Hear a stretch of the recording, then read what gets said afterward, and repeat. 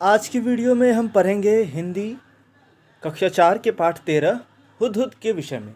हुदहुद एक विशेष प्रकार का पक्षी है और इसकी कई विशेषताएं, कई गुण हैं जो इसे अन्य पक्षियों से अलग बनाती हैं।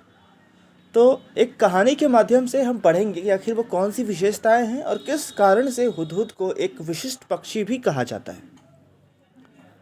सबसे पहला है कि हुदहुद को कलगी कैसे मिली। आप देख सकते हैं इस चित्र में, यह जो हिस्सा है किसी भी पक्षी, किसी भी चिड़िया का कलगी कहा जाता है। तो एक बार सुलेमान नाम के बादशाह आकाश में चलने वाले अपने उड़न खटोले पर बैठे कहीं जा रहे थे। बड़ी गर्मी थी, धूप से वह परेशान हो रहे थे। आकाश में उड़ने वाले गिद्धों से उन्होंने कहा कि अपने पंखों से तुम लोग मेरे सिर पर छाया कर दो, पर गिद्धों ने ऐसा करने से मना कर दिया। उन्होंने बहाना बनाते हुए कहा, हम तो इतने छोटे छोटे हैं, हमारी गर्दन पर पंख भी नहीं है, हम छाया कैसे कर सकते हैं।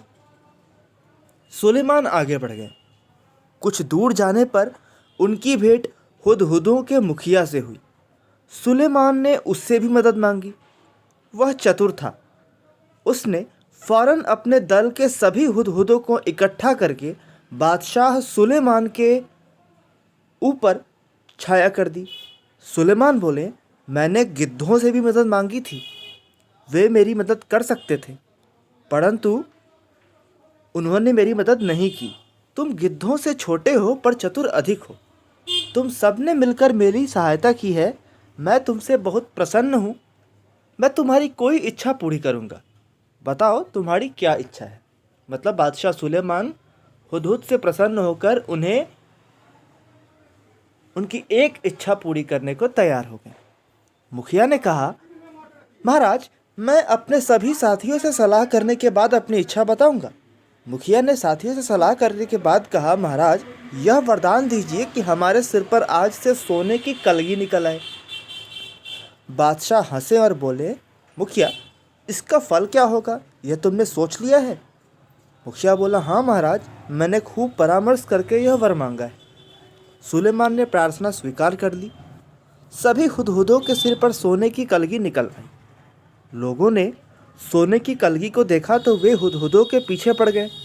तीर से उन्हें मार मार कर सोना इकट्ठा करने लगे।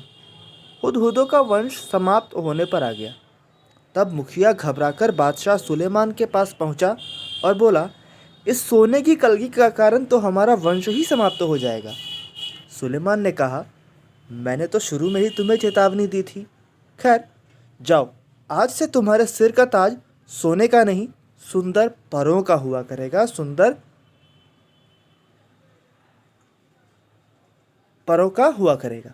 और तभी से हुदहुदों के सिर पर परों का यह ताज शोभा पा रहा है। मतलब पंखों का यह ताज शोभा पा रहा है। हुदहुद एक बहुत ही सुंदर पक्षी है। इसके शरीर का सबसे सुंदर भाग इसके शरीर की कलगी होती है।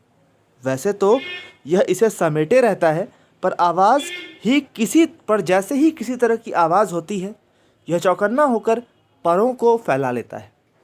तब यह कलगी देखने में हूबहू किसी सुंदर पंखी जैसी लगने लगती है। इसी कलगी के बारे में तुमने अभी एक सुंदर सी कहानी भी पढ़ी है।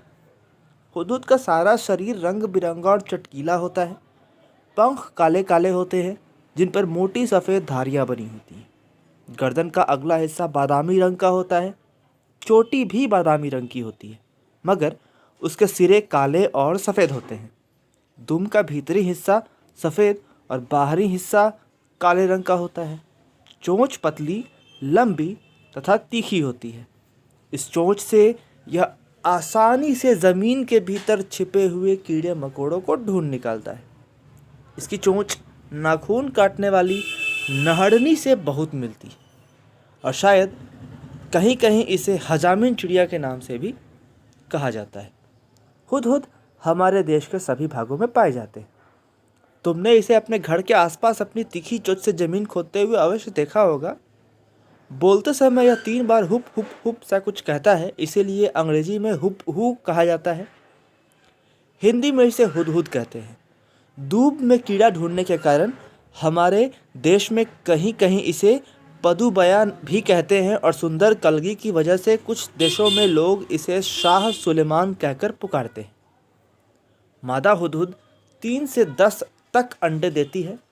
जब तक अंडे बाहर नहीं निकल जाते वह अंडों पर बैठी रहती है, हटती नहीं। नर वहीं भोजन लाकर उसे खिलाता जाता है, पर दोनों में से कोई भी घोंसले की सफाई नहीं करता। संसार के विख्यात पक्षियों में से एक है यह हुदहुद।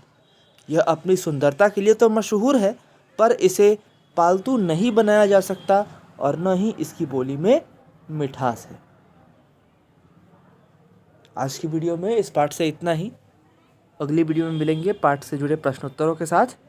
तब तक के लिए धन्यवाद।